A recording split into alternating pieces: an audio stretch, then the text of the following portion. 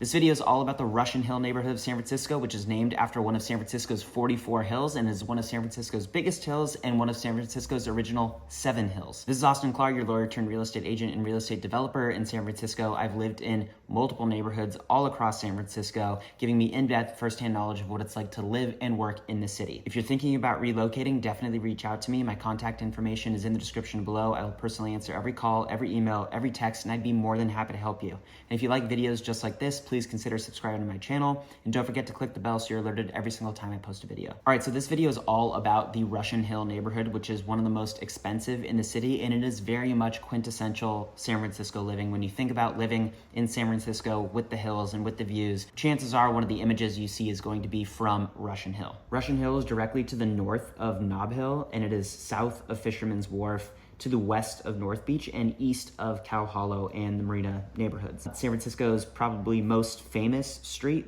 Lombard Street, runs straight through the neighborhood, and most of the shops and bars and restaurants in the neighborhood run north to south along Hyde Street through the neighborhood. The neighborhood's name goes back actually all the way to the Gold Rush era, when settlers discovered a Russian cemetery at the top of the hill. The cemetery was eventually removed, but the name remains today. One of the oldest houses in all of San Francisco, the Atkin House, is still standing in the city today. It was built in the 1850s and is believed to be one of the first, if not the first, example of Italianate architecture in the city of San Francisco. There are also several architecturally historic blocks in Russian Hill, including what's known as the Paris block.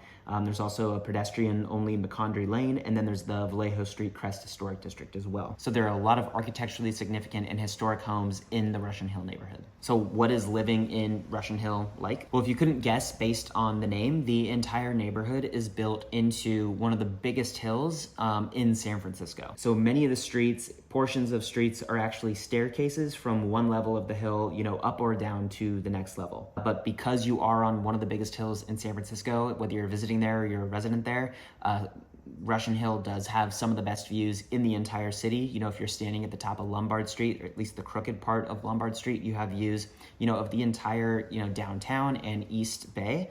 If you're, looking to the north, from the same place, you have views of Alcatraz, views of the Bay, and from other parts of Russian Hill, you have views of the Golden Gate Bridge as well. The neighborhood is pretty densely populated compared to other neighborhoods in San Francisco. There are 21,000 residents with a median age of about 36. Average annual income there is a little over $110,000.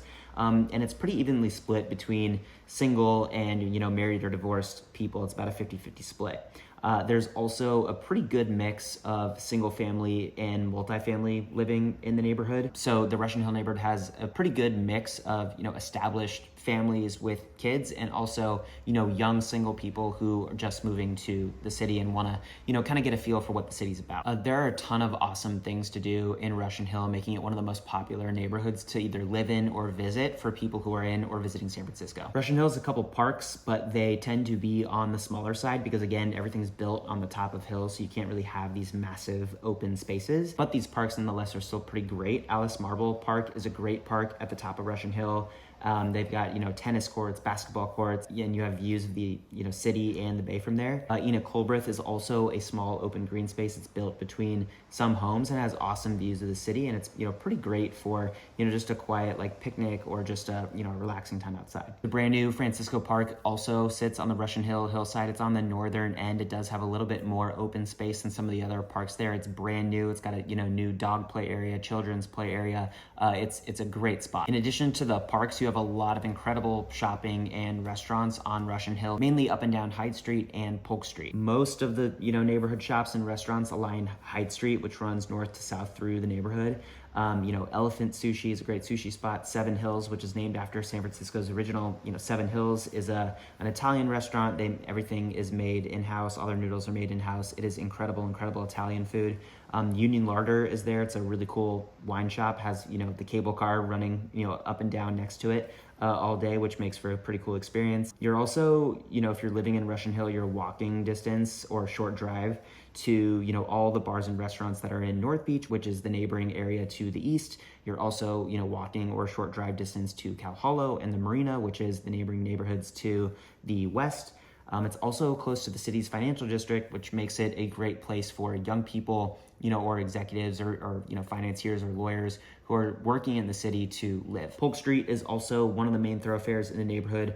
ton of bars, restaurants, boutique clothing stores. It's a little bit of a younger vibe, I would say, than Hyde Street, but still ton of great variety and a lot of things to do. Given all the amenities in Russian Hill and the view profiles that a lot of these houses have, Russian Hill tends to be one of the more expensive neighborhoods in all of San Francisco. Single family homes there average about $4.5 million. Compare that to the $2.2 million average for a home in all of San Francisco. So it is significantly more expensive than your average home in San Francisco. Condos there are also significantly more expensive. They go for about $2 million on average compared to $1.4 million for all of San Francisco. Average rent is also a little bit on the expensive side there. For a 2-bedroom, you're looking to spend between $45,000 to $5,000 a month. They definitely get more expensive than that. If you're in a newer build with some of the views that I talked about, it can easily get up to $8,000 to $10,000 a month, even for a 2 or 3 bedroom. All right, that's the scoop on the Russian Hill neighborhood. It is one of the best neighborhoods to go out in San Francisco. There are so many great bars and great restaurants and great shops. It's definitely worth visiting if you're in town. It's definitely worth checking out if you're considering relocating here, especially if you're on the younger side, as a place to potentially live, especially if you work downtown. If you are thinking of relocating, definitely reach out to me. My contact info is in the description below. I will personally answer every call, every email, every text, and I'd be more than happy to help you. And if you like videos just like this, please consider subscribing to my channel. And I post videos like this every single week, so don't forget to click the bell so you're alerted every single time I post a video.